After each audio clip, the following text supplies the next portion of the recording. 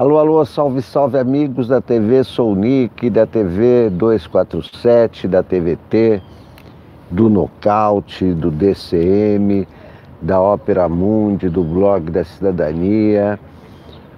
Muito bem-vindos, estou aqui ao vivo no Parque da Sapucaí, ao primeiro programa de hoje da TV Sou Nick, com a leitura de jornais e, claro, também com opiniões diversas a respeito dos diversos assuntos que estão aí na pauta do país. Olá, Ronivon Farias, olá, Salomão Cavalcante, bom dia, como estão vocês?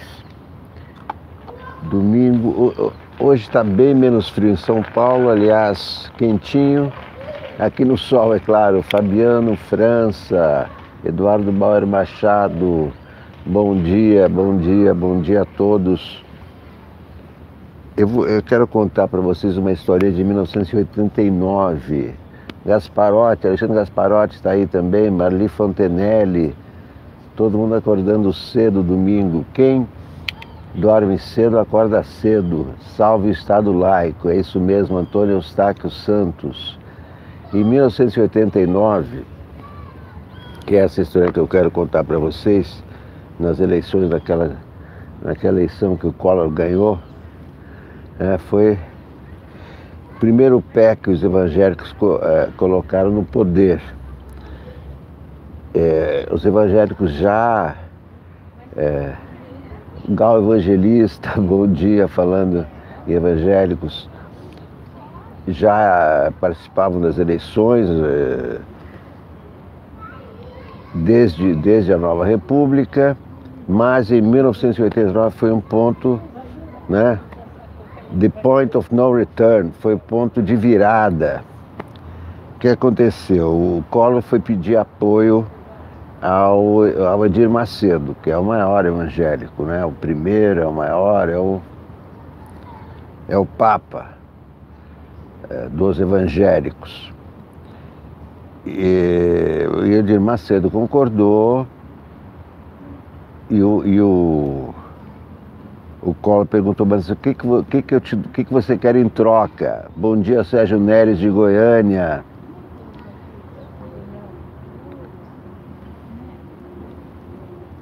O que você quer em troca?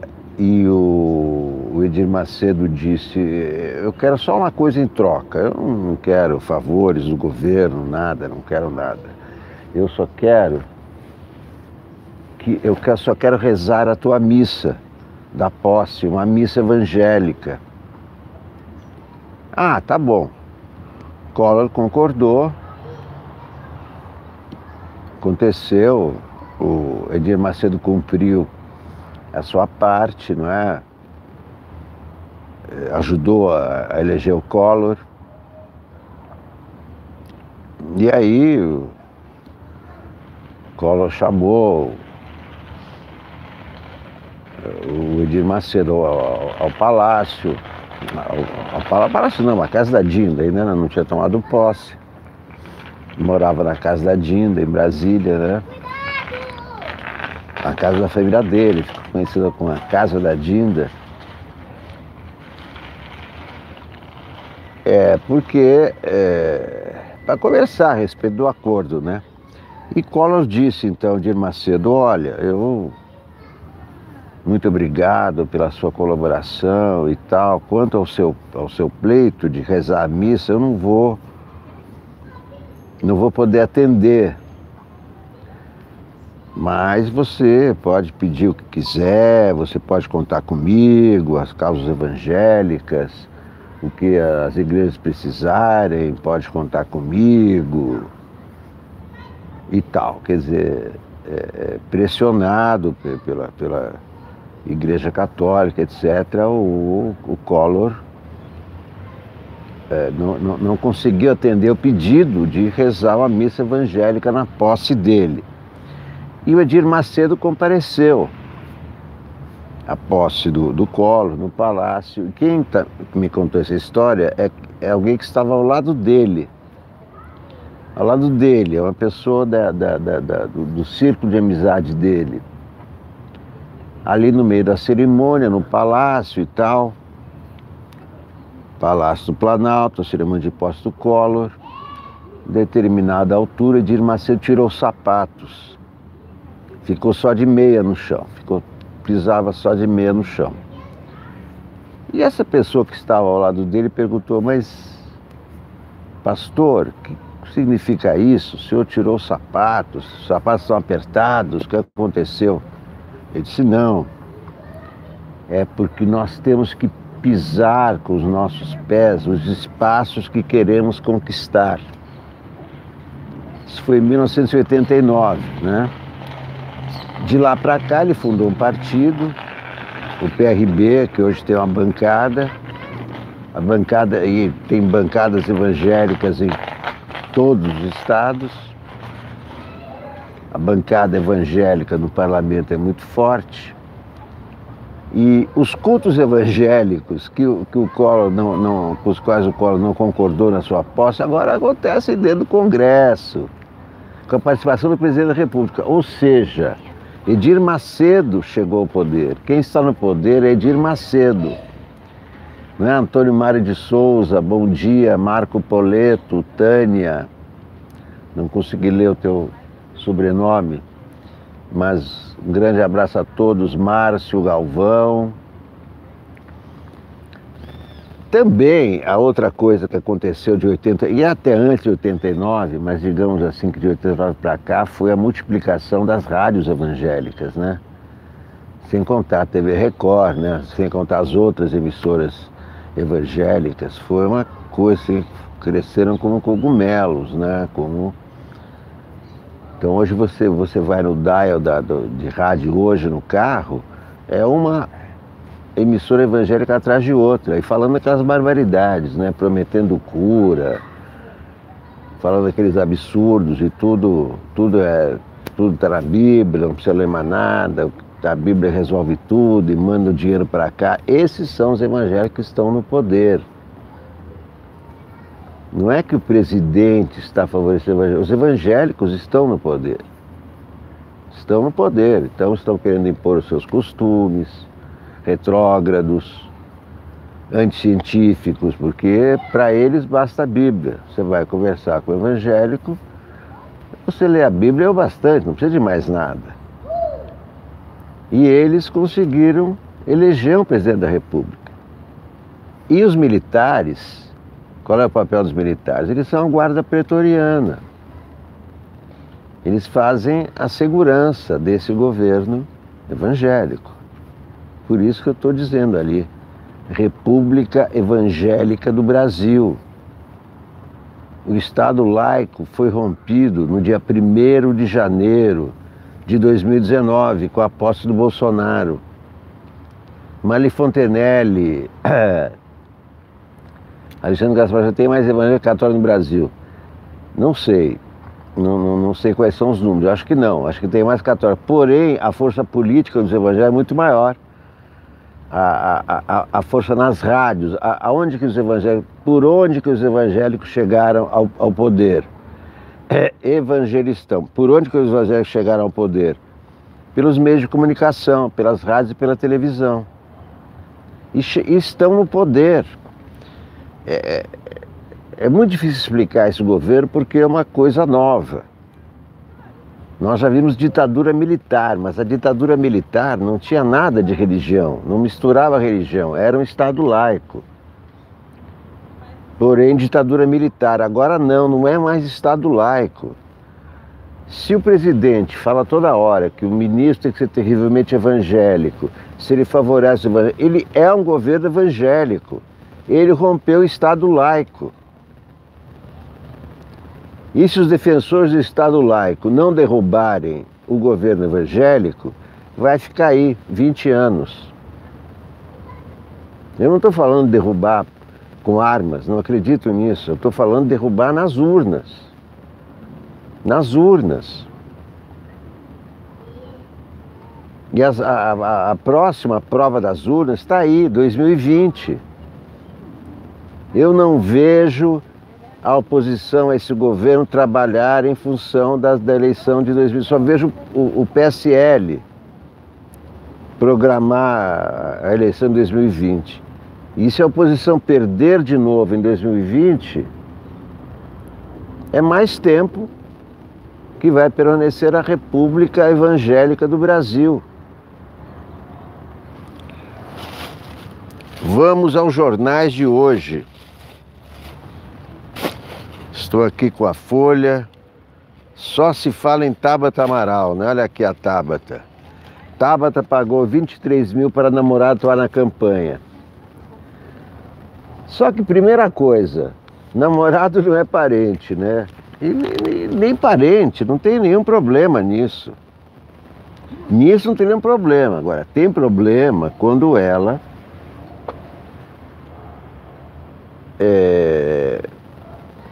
não obedece à decisão coletiva do seu partido em relação a votar no episódio, começo da reforma. Aí ela errou, porque se ela está no partido, ela tem que seguir o que decide o partido, não é?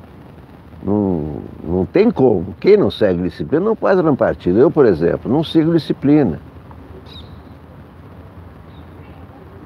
Eu nunca entrei num partido, porque eu sei que no partido você tem que seguir a decisão coletiva, acima da individual. É assim que funciona um partido. E a Tabata foi por outro caminho, pelo lado individual. A opinião dela. Só que naquele momento, se o coletivo do partido, a maioria, portanto, é isso que é democracia, ela não obedeceu à democracia.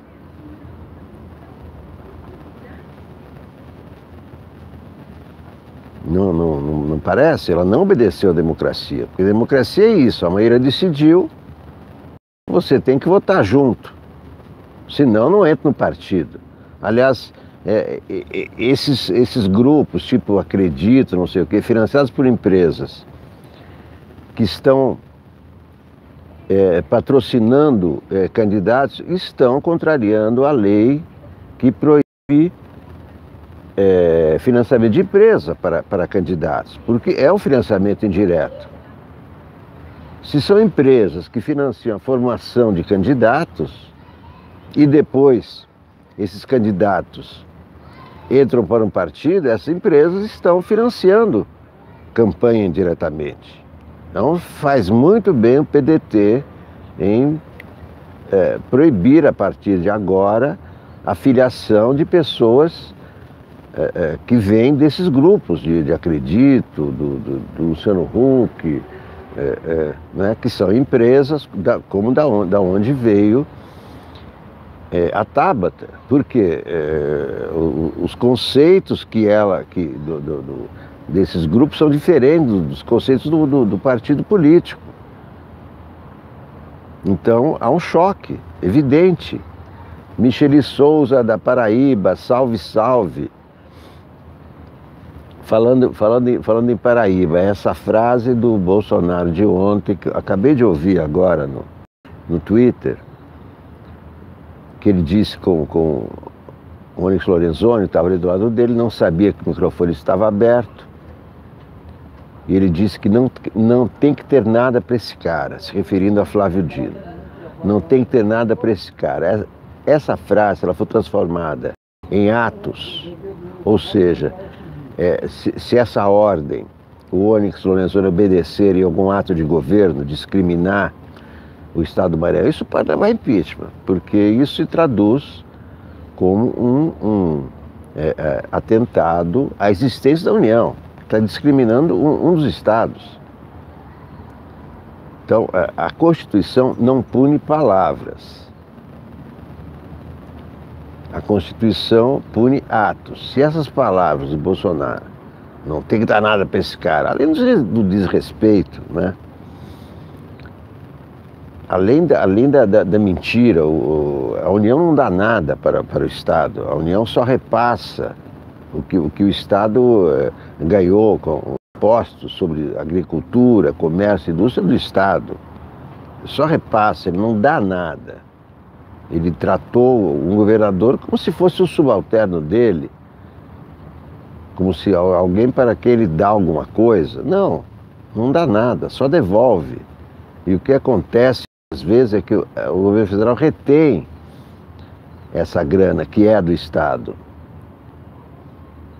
Pernambuco sempre presente, né? Valdemir Araújo de Pernambuco, Maria, não consegui ler o teu sobrenome, Lucimara Alves, no Nordeste representa. O Nordeste é o seguinte, o Brasil nos representa, né? Também não é só o Nordeste, é tudo. O que importa é o Brasil integral. É o Brasil todo, é o Nordeste, é o Sul, Sudeste, Norte, Oeste. O Brasil é forte inteiro. Rosa Maria, não é? Lucas de Ramos. O Brasil é forte inteiro. O Brasil fica fraco quando o Sul quer ser um outro país, quando São Paulo quer ser outro país, quando o Nordeste quer ser outro país. Aí além de ser uma conspiração contra a Constituição, enfraquece a todos nós. Somos fortes juntos, né? O Brasil da Amazônia, o Brasil de Roraima, o Brasil do Chuí, o Brasil do Maranhão, salve todos os estados brasileiros, salve os 27 estados brasileiros. É disso que não podemos abrir mão. Navios do Irã, navios do Irã, absurdo o Brasil querer participar de sanções dos Estados Unidos como se fosse pau-mandado do Trump. Isso é um absurdo. Não tem que haver sanção nenhuma. O mundo tem que ter livre comércio, cada um cobrando as suas taxas, etc. Mas ninguém pode impedir o comércio, porque o comércio é prosperidade. Essas decisões do Trump, seja contra o Irã, seja contra a Venezuela, são criminosas. São criminosas. E Trump tem que ser contido. E esse mini Trump que nós temos aqui no Brasil tem que ser contido também, porque eles fazem mal à civilização. Eles fazem mal aos seres humanos, fazem mal à humanidade, como cigarro. Trump e Bolsonaro são piores que cigarro, são tóxicos. Trump e Bolsonaro são agrotóxicos. Bolsonaro é nome de agrotóxico. Agora é isso, é o presidente evangélico, que os evangélicos elegeram, os evangélicos tomaram conta dos meios de comunicação, e é por aí que começa a tomada de poder, pelos meios de comunicação. Como quem não quer nada, os evangélicos foram comprando rádios daqui e dali, comprando emissora de TV, compraram a TV Record, e a TV Record hoje é concorrente da Globo. Por que a Globo não apoia o Bolsonaro? Porque se ela apoiar o Bolsonaro, ela está apoiando a TV Record. Então ela não vai apoiar o Bolsonaro nunca. O Bolsonaro quer a destruição da Globo, porque o Bolsonaro está associado à Record. E tem muita grana envolvida nisso. E tem muito poder envolvido nisso. Por isso que eu estou dizendo que esses caras, aí sim, esses caras vieram aqui para ficar muito tempo. Porque essa é a base deles, a base do Bolsonaro não é militar. Os militares estão aí só para segurar esse governo evangélico. Distribuiu cargos para os militares, nos ministérios e outros cargos. Portanto, para quê? Porque mantendo tantos cargos, os militares jamais vão concordar com algum tipo de impeachment, né? Só que isso que o Bolsonaro disse ontem, não tem que ter esse cara. Se o Onyx Lorenzoni seguir a risca e se isso for transformado em ato de governo, aí pode levar impeachment, porque está lá. Né? Está lá nos crimes de responsabilidade. Atentar contra a existência da União. Se o presidente discrimina um Estado com atos de governo, não repassa verba para o Estado, está conspirando contra a existência da União. Conspirando contra um dos 27 estados. Então, isso pode configurar, isso pode abrir um processo de impeachment. Mas não agora, porque tem essa reforma. O Congresso ainda tem o segundo turno, em agosto. Em setembro tem o Senado, sabe-se lá até quando vai. O Senado não vai querer só assinar embaixo o que fez a Câmara. Mas depois de concluída a reforma, pelo sim ou pelo não, eu acho que vai se tratar dessas questões aí de crime de responsabilidade, né? A lei é para todos. Se Bolsonaro, em atos de governo, discriminar o estado do Maranhão ou outros estados nordestinos, fica sujeito a ter cometido, a ser acusado de crime de responsabilidade. Está lá na Constituição da República Federativa do Brasil, que ele está querendo destruir. E quando ataca o Maranhão, ele destrói a federação. Quando destrói a federação, ele está construindo a República Evangélica do Brasil. Então, o caso da Tabata é esse. A Tabata pagou 23 mil para a namorada atuar na campanha. Primeiro, a verba de campanha, o candidato destina a quem ele quiser. Inclusive, se quiser, parente. Um parente que atua na campanha. Esse cara atuou mesmo na campanha, não é que ele foi um laranja. Não é? Primeiro que não é parente, é namorado. Depois o cara é dessa área mesmo, ele fez o trabalho. Então, não vejo nenhum problema em ela pagar com 23 mil para o namorado atuar na campanha. Se o cara atuou na campanha mesmo, não importa se é namorado. Namorado não é parente. Se cunhado não é parente, imagina namorado.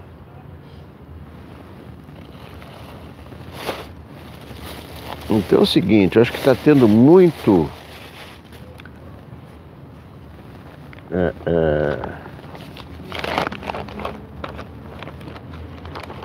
muita conversa em torno de Tabata Amaral. Só se fala em Tabata Amaral. Ela traiu. É uma deputada. Não tem nenhum problema. Pagar 23 mil, não é que ela pagou ao namorado por ser namorado, não, por ser. O cara cumpriu lá a tarefa dele na área de informática. E pronto. Merval Pereira escreve: as lições da consolidação da democracia. Miriam Leitão: governo cria perigos reais para o país. Bernardo Melo Franco: a mentira como método. Lauro Jardim: 03 vai viajar para não criar mais bolas. Ascânio Seleme: decisão sobre Ancine é retrocesso. Tudo bem. Volta à Lua é ensaio para chegar a Marte em 2030. Missão tripulada ao planeta vermelho, no mínimo 136 vezes mais longe da Terra do que a Lua, requer naves maiores e blindagem mais avançada para proteger astronautas. Muita coragem para Marte, né? Ir para a Lua já é muita coragem. Para mim, muita coragem é atravessar o oceano e ir para a Europa. Para mim já é muita coragem isso. Eu não tenho, eu não gosto. Mas os caras querem ir para Marte. Agora, aquela gente que falava que aquela viagem para a Lua foi fake, né? 68 que o Brasil, que os americanos não foram para a Lua, que tudo foi um filme, né? Lá no deserto do Arizona, não sei o quê. Agora, como é que eles explicam as outras 12 viagens, né? Não, as outras 11, porque depois do primeiro, os americanos mandaram mais 11 foguetes para a Lua. Foram filmes também. Bom, mas não vamos falar de bobagens, né? Você foi a primeira fake news. Não foi para a Lua, não, porque a bandeira tremulava. Nos filmes dá para ver, a bandeira não tremula nada. Impressionante. Como os absurdos crescem e se propagam muito mais do que as verdades, né? Os absurdos se propagam muito mais. Qualquer absurdo que a pessoa divulga vira meme, vira viral. Absurdos são virais, né?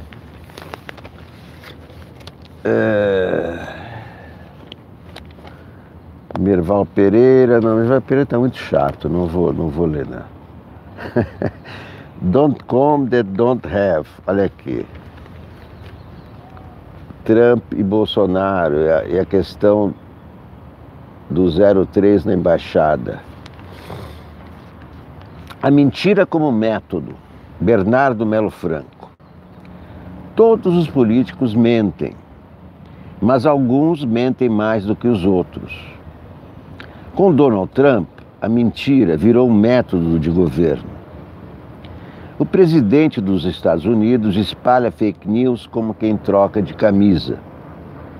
Desde o início do mandato, já divulgou mais de 10 mil informações falsas ou distorcidas.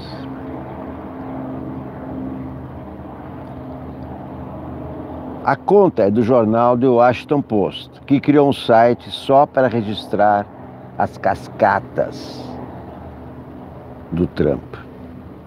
Jair Bolsonaro é admirador declarado de Trump. Na campanha, seguiu sua receita de tweets incendiários e fatos relativos e fatos alternativos. Disseminou embustes sobre as urnas eletrônicas, a distribuição de livros escolares e a própria atuação no Congresso. No poder, o presidente adotou a mentira como prática cotidiana. Na sexta-feira, ele bateu uma espécie de recorde pessoal. Em entrevista à imprensa estrangeira, mentiu sobre a fome, o desmatamento, a educação e o uso de agrotóxicos no país. Falar que se passa fome no Brasil é uma grande mentira. Passa-se mal, não come bem, aí eu concordo. Agora, passar fome não, disse. O último relatório da ONU para Agricultura e Alimentação, FAO, mostrou que 5,2 milhões de brasileiros vivem em grave situação alimentar. Devem ser cidadãos invisíveis para o presidente.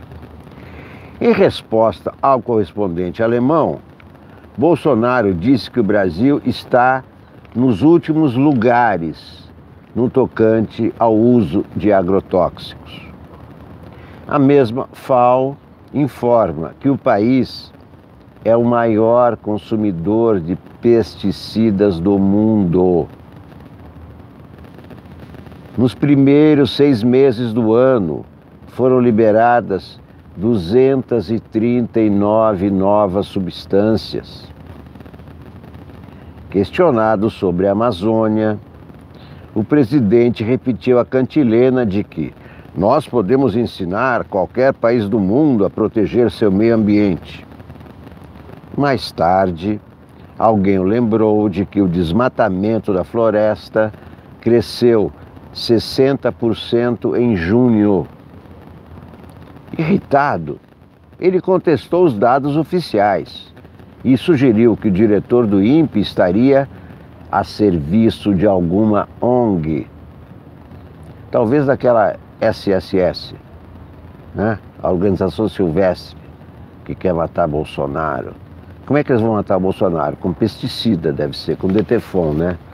Ó, como se mata Bolsonaro, com Detefon.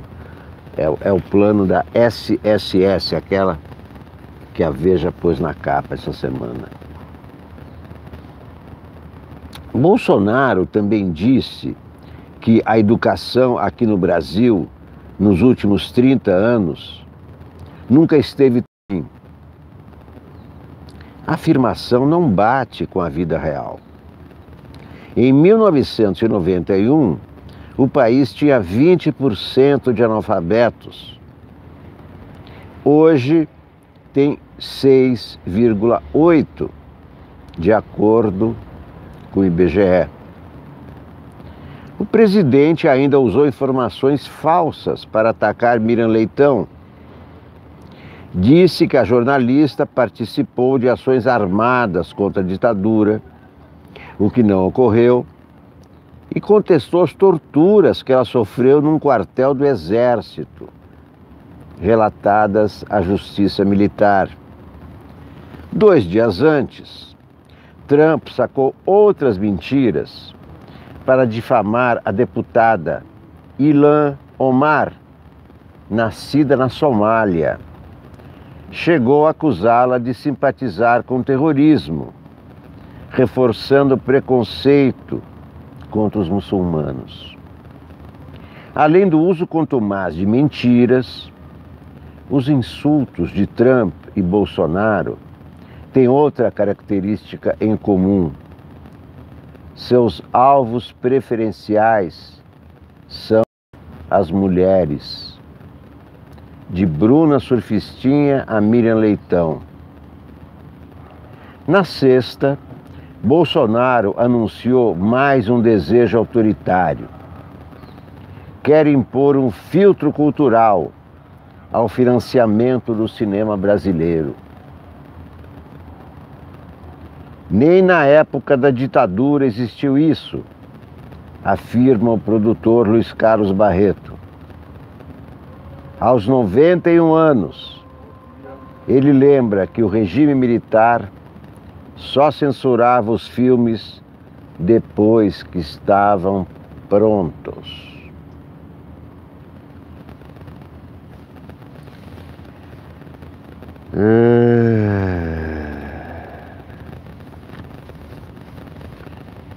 Grande Bernardo Melo Franco. O que é isso que o Lauro Jardim está dizendo que o 03 vai viajar? O 03 é esse, o futuro embaixador, né? Lauro Jardim, o 03 vai viajar. Para não criar mais marolas. Vamos ver, até a aprovação, será? Lauro Jardim. Lauro Jardim. Não é flor que se cheire. Lauro Jardim não é flor que se cheire. Tá aqui. Hamilton Mourão não descarta disputar a presidência da República em 2022. Até o Mourão, há interlocutores próximos. Ele ressalva, entretanto, que só cogitará essa hipótese se Jair Bolsonaro não estiver no páreo. Tá vendo como ele quer o poder? Tá certo o Carluxo. Isso aí já tá. O Carluxo já deve estar preparando alguma bomba para o Mourão. Mas onde que está o 03? E olha o 04 aí. Na visita de Jair Bolsonaro à Argentina, chamou atenção a presença de Jair Renan, o único filho adulto do presidente que não é político. Não é político ainda. Segundo o núcleo duro de Bolsonaro, o plano do presidente é lançar o 04 como candidato a vereador no Rio de Janeiro, no lugar de Carlos Bolsonaro. Se o 02 desistir mesmo da reeleição, conforme tem ameaçado. Um Bolsonaro atrapalha muita gente. 2 Bolsonaros atrapalham muito mais. Vamos ver aqui. Itamaraty, quando enfileirou seu vasto currículo para ocupar a embaixada em Washington, Eduardo Bolsonaro revelou ter cursado pós-graduação em economia no Centro Universitário Ítalo-Brasileiro em São Paulo. O local teve que mudar de nome anos atrás. Seus alunos não suportavam mais tanta zombaria. Chamava-se Faculdade Tabajara. Não precisa nem continuar, né? Chamava-se Faculdade Tabajara.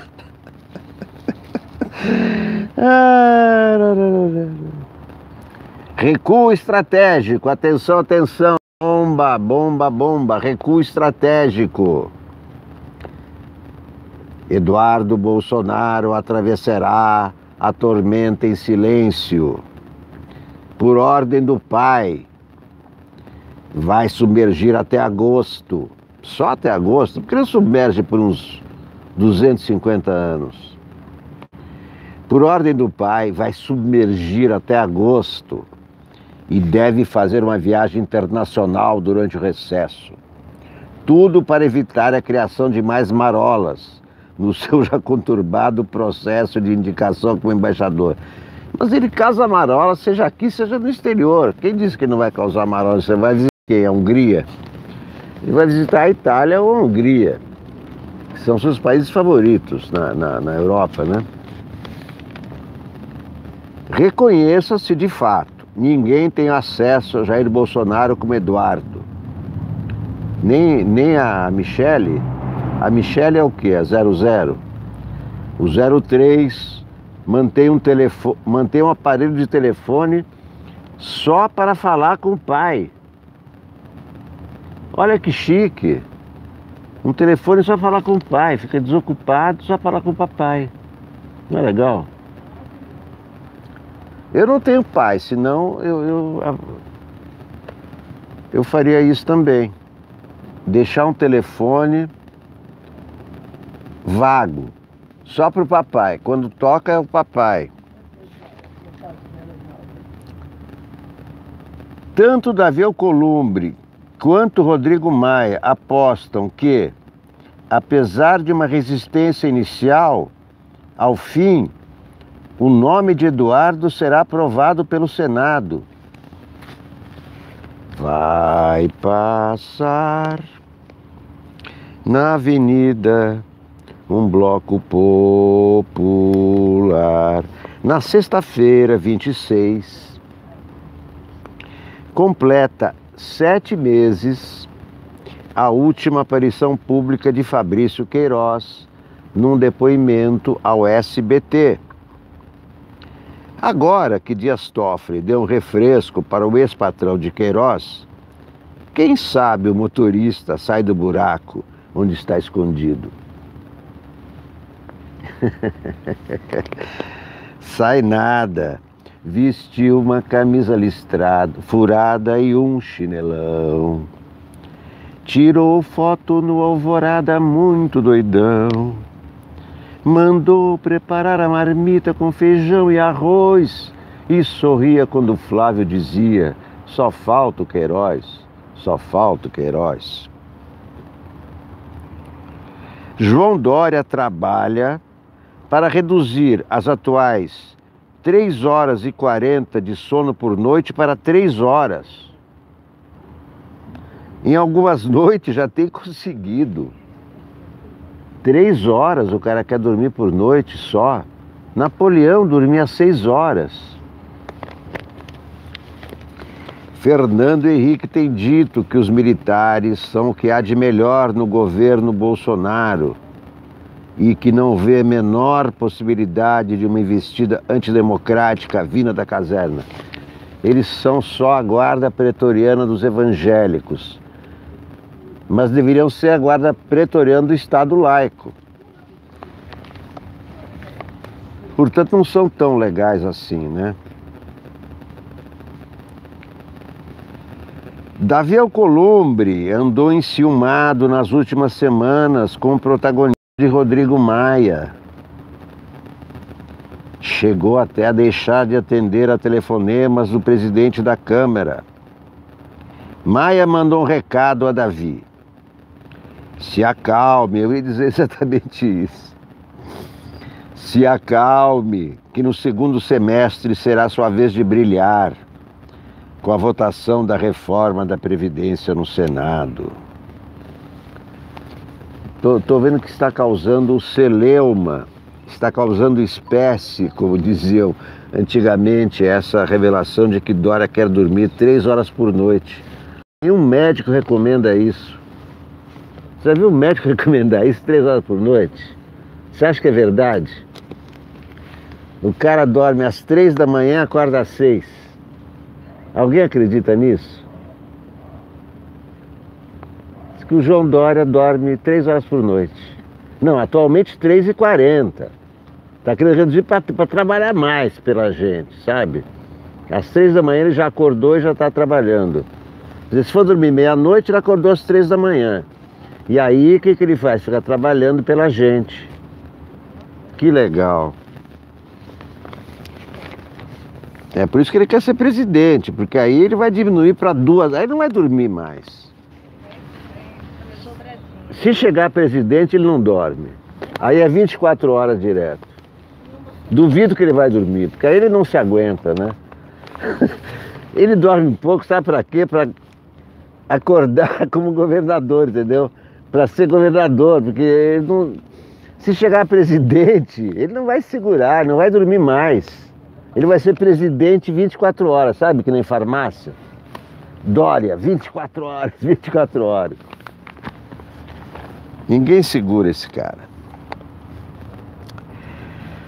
Tcharará, cerveja boêmia, detesto cerveja. Cerveja só faz volume no estômago. Sabe a propaganda do Banco do Brasil voltada para os jovens, retirada do ar em abril por ordem de Jair Bolsonaro? Uma nova campanha ainda está sendo produzida, mas sem pressa. Aí vai ter só evangélico tomando cerveja. Tomando cerveja não, aqui é Banco do Brasil, né? É só evangélico abrindo conta, né? Aquelas contas do Edir Macedo e tal, tudo no Banco do Brasil. Essa que vai ser a nova propaganda. A Caixa já selecionou os próximos itens que pretende expor à prateleira do mercado. Vai se desfazer dos ativos que detém no Banco do Nordeste e da Amazônia. Pedro Guimarães calcula que os dois negócios somados renderão algo entre 2 e 3 bilhões. Eu sou cliente da Caixa. Faço questão de ser cliente de banco do Estado brasileiro, não do governo brasileiro, porque o banco não é do governo, o banco é do Estado brasileiro. Jamais teria conta em Citibank, por exemplo. Como tem o Henrique Meirelles, né? Mas o Henrique Meirelles foi presidente do Bank Boston. Bank Boston. Memórias de Cabral, escreve Lauro Jardim. Essa linguagem eu não gosto. Ó como escreve o Lauro Jardim. Hoje, hospedado em Bangu 8, Sérgio Cabral começou a escrever sua autobiografia. Quem usava esses termos hospedar era a ditadura militar.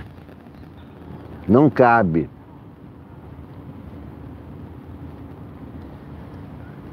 Quem está lembrando aí dos meus tempos da... Quem está fazendo programa no AltV agora é o Fernando Haddad, vocês viram? Fernando Haddad está fazendo programa na AltV. Cadê a Coca de 2 litros? Eu tenho AltV, Paredão da Meia-Noite, Marco Otávio. Não chamava assim, Paredão da Meia-Noite? Acho que era assim. Paredão da Meia-Noite, aí depois eu passei para 6 da manhã, não foi? Tinha Paredão da Meia-Noite. Eu detesto Coca-Cola, não bebo mais, faz mal Coca-Cola para mim, quem quiser. Pode ficar à vontade, mas eu não tomo mais Coca-Cola, não estou mais no AltV. Mas eu estava falando lá ao Jardim. Esse negócio de falar em hospedagem é linguagem de torturador. É essa linguagem que eles empregavam lá no Doicode, quando eu fiquei lá. Quando eles me mandaram embora, né? Quando eles me dispensaram, chegou o carcereiro e me disse assim: arruma as tuas coisas que você vai mudar de hotel. Eles chamavam de hospedagem, aquilo é um hotel. Então essa linguagem é linguagem de torturador e não de jornalista. Esse é o Globo. Então chega de Globo, né? Já teve bastante Globo. Rio de Janeiro. Minha alma canta, Vejo o Rio de Janeiro, estou morrendo de saudade. Rio, seu mar, praia sem fim, Rio, você foi feito pra mim. Cristo Redentor, braços abertos sobre a Guanabara. Este samba é só porque, Rio, eu gosto de você. A morena vai sambar, seu corpo todo balançar. Rio, dentro de poucos minutos estaremos no Galeão. A terra. Olha aqui o retrato do Brasil. Armas no campo, retrato do Brasil. Você já ouviu falar de algum assalto no campo? Eu nunca ouvi, mas dizem os produtores rurais que precisam de armas. Eu acho que é contra o MST, não é contra bandido. Bandido tem na cidade. Atenção, notícias do STF. Toffoli, o caso Toffoli. Com ações pendentes, Toffoli só agiu no caso Flávio. Antes de beneficiar o senador Flávio Bolsonaro em liminar, o presidente do STF, Dias Toffoli, se envolveu por 2 anos em processo sobre compartilhamento de dados fiscais, mas não viu motivo para suspender investigações. Outras 42 ações similares no Supremo aguardavam definição, tomada apenas com o caso Flávio. Por isso se confirma o favorecimento. Por isso que foi um presentão para o Flávio. Presentão para o filho do presidente.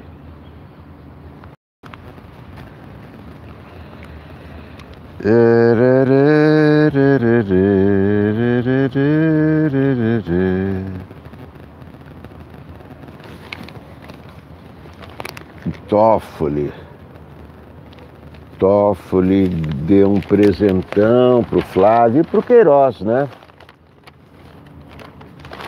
Ah, aqui tem um artigo interessante da Antônia Peregrino, a roteirista de Bruna Surfistinha.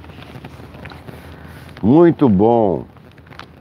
Bolsonaro tem medo de mulher, escreve Antônia Peregrino. Surfistinha é o pânico de homens como presidente. Na última quinta-feira, Jair Bolsonaro disse que quer mexer na Ancine, porque não pode admitir que se façam filmes como Bruna Surfistinha. Eu fiz o roteiro, Antônia Peregrino, não eu.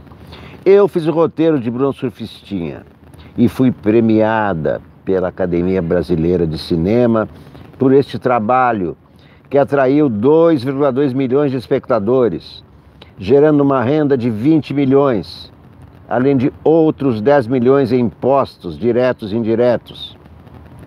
Sem glamorizar nem estigmatizar a prostituição, trata-se de um dos grandes cases de sucesso artístico e comercial da nossa indústria. Para o deputado Bolsonaro, não havia problema em usar o dinheiro do auxílio moradia para comer gente.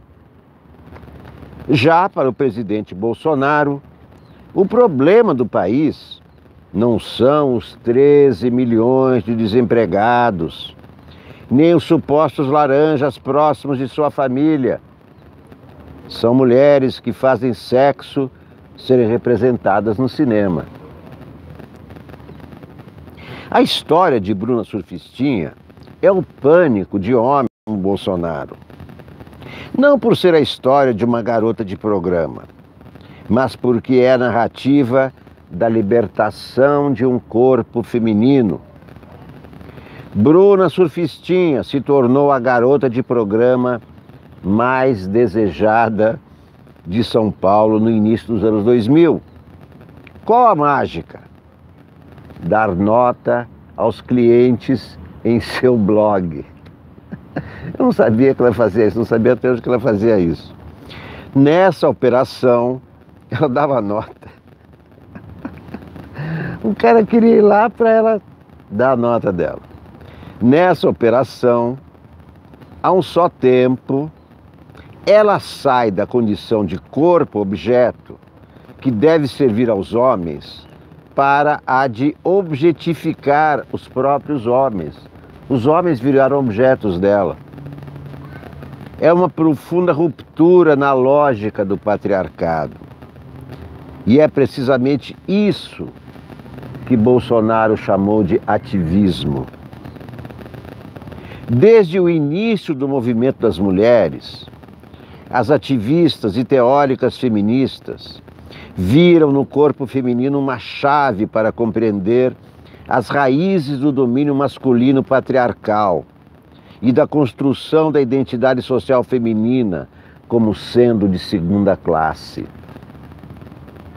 No livro Caliban e a Bruxa, a historiadora Silvia Federici mostra que na sociedade capitalista o corpo é para as mulheres o que a fábrica é para os homens trabalhadores assalariados, o principal terreno de sua exploração e resistência.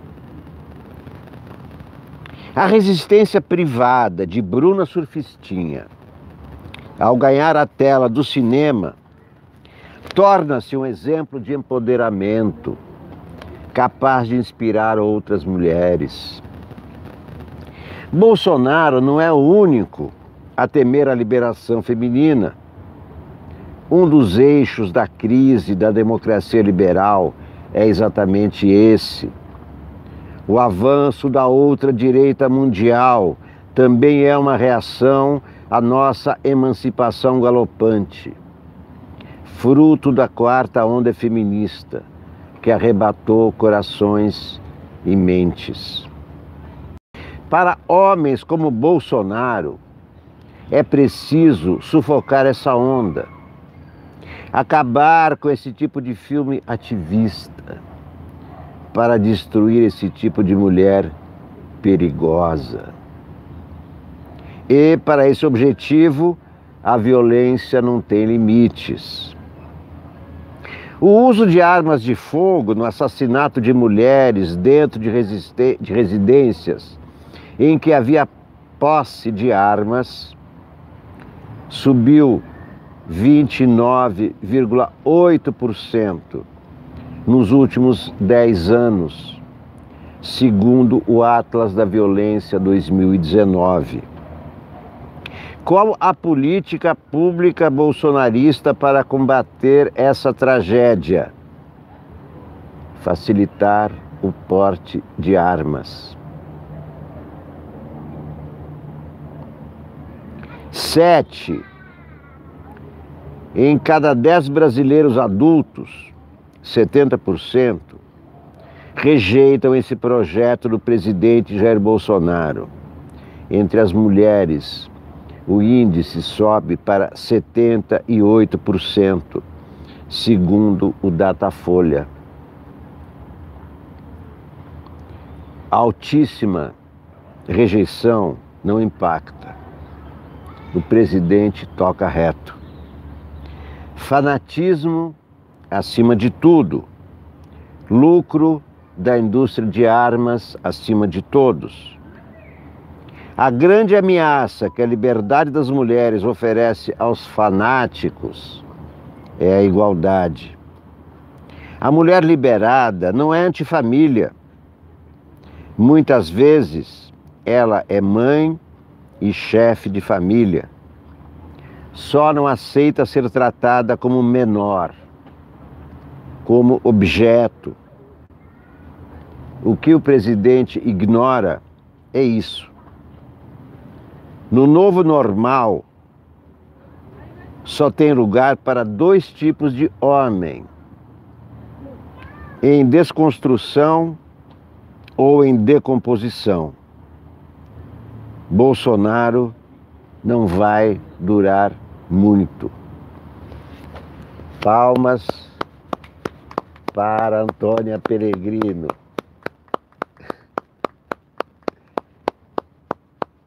É o melhor artigo de hoje da Folha de São Paulo. Bolsonaro tem medo de mulher. Pois é. É um covarde. Todo cara, todo torturador é um covarde. Não tem coisa mais covarde do que tortura. E o cara que admira torturador é covarde também, igualmente. Esse presidente é um covarde. É chicken, como se diz em inglês. Chicken. Presidente galinha, covarde.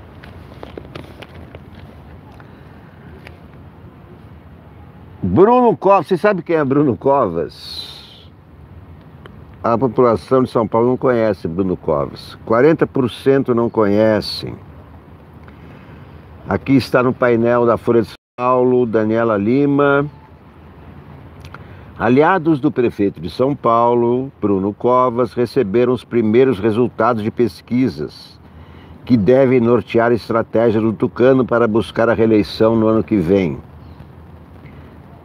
Alçado ao posto pela renúncia de João Dória, esse que não dorme, o homem que dorme, é um recorde mundial, né? O homem que não dorme. Dória é o homem que não dorme. De tanto que ele quer trabalhar pela população. Impressionante o desapego, a generosidade. Ele vai se matar. Olha,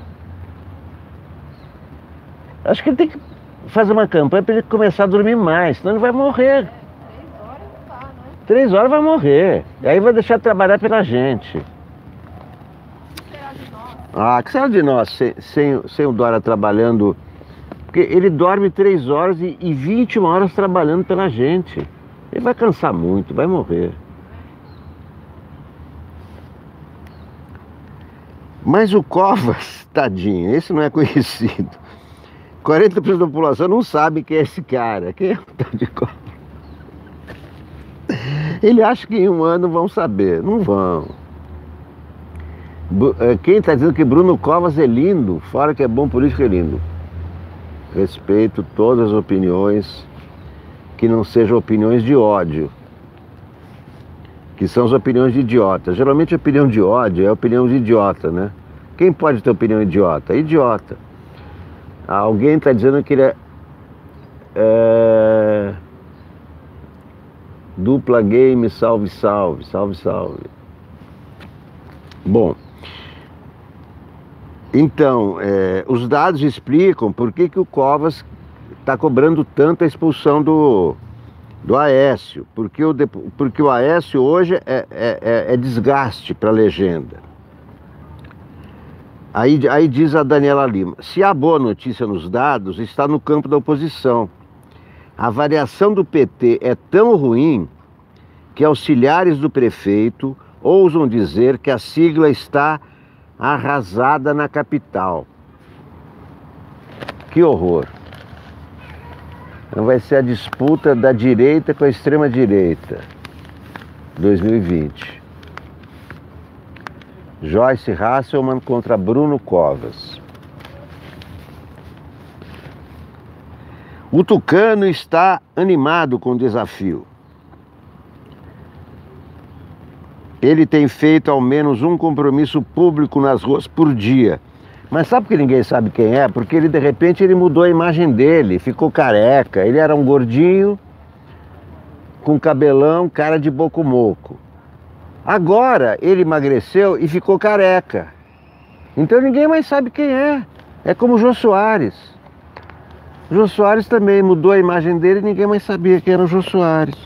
Quer dizer, já não sabiam antes quem era o Bruno Covas. Agora então que ele mudou e ficou careca, ninguém mais sabe quem é o Bruno Covas. O PSL tem metas ambiciosas para a campanha nacional de filiação. Olha aí, quem está nas ruas, quem está agindo, é o PSL, Partido do Bolsonaro. Aí vai chegar na hora da eleição aqui em São Paulo, quem vai ser candidato? Joyce Hasselmann com apoio do Bolsonaro e do João Dória, esse que não dorme. E do outro lado vai ser o Covas. Meu Deus do céu.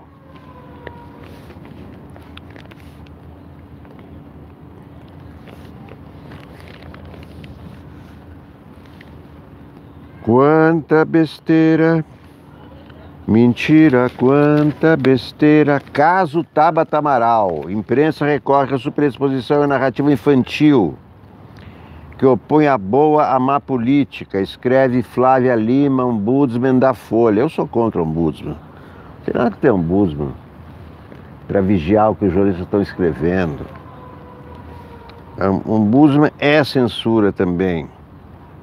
Na cobertura do debate, escreve Flávia Lima, que envolve os deputados que votaram contra a orientação de seus partidos na reforma da Previdência, surpreende o espaço dado pela imprensa deputada pelo PDT, Tabata Amaral.